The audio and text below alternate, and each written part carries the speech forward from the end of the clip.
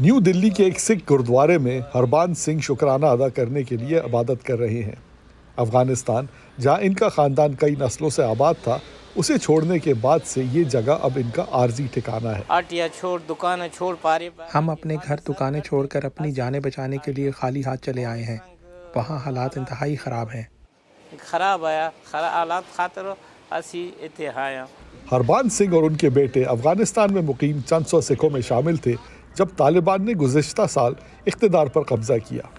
اب زیادہ تر سکھ برادری وہاں سے منتقل ہو چکی ہے۔ تازہ ترین نقل و مکانی کی وجہ جون میں کابل میں ایک گردوارے پر مہلک حملہ تھا، جس سے سکھ کمیونٹی کو نشانہ بنانے والے تشدد کی واپسی کے خدشات بڑھے۔ طالبان کی واپسی سے بھی پہلے گردواروں پر آئیسس جیسی تنظیموں کی جانب سے حملوں کے باعث سکھوں کی اکثریت ملک چھوڑ کر چلی گئی تھی۔ یہ سکھ خاندان جو پہلے کبھی بھارت نہیں آیا تھا، اس گردوارے میں خود کو محفوظ محسوس کرتا ہے۔ یہ گردوارہ بھارت میں افغان سکھوں کا پہلا پڑاؤ رہا ہے۔ ان کا کہنا ہے کہ دھماکوں کو پیچھے چھوڑ دینا باعث سکون ہے، لیکن پھر بھی افغانستان سے نقل مکانی مشکل تھی۔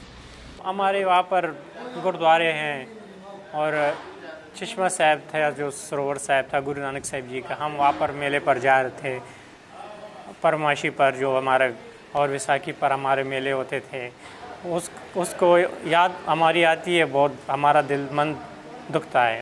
لیکن یہ صرف تشدد کا خوف نہیں تھا۔ طالبان کی اقتدار سنبھالنے کے بعد سے افغانستان میں آنے والے معاشی زوال سے ان کا کاروبار بھی متاثر ہوا۔ بہت سے دوسرے سکھوں کے مانند یہ خاندان بھی جلال آباد میں مسالوں کی ایک دکان چلاتا تھا۔ کام شام جو پہلے تھا ویسے نہیں تھا، تھوڑا سے ہلکا ہو گیا تھا۔ جو پہلے تھا ویسے نہیں تھا، لیکن گڑبڑ زیادہ تھی، لوگ زیادہ بہت زیادہ نہیں آ رہے تھے۔ پھر سے زندگی بنانا مشکل ہوگا، جبکہ نئی دلی نے افغان سکھوں کو ویزے اور رہائشی پرمٹس دیے ہیں۔ بھارتی شہریت ملنے کا انتظار طویل اور غیر یقینی ہو سکتا ہے۔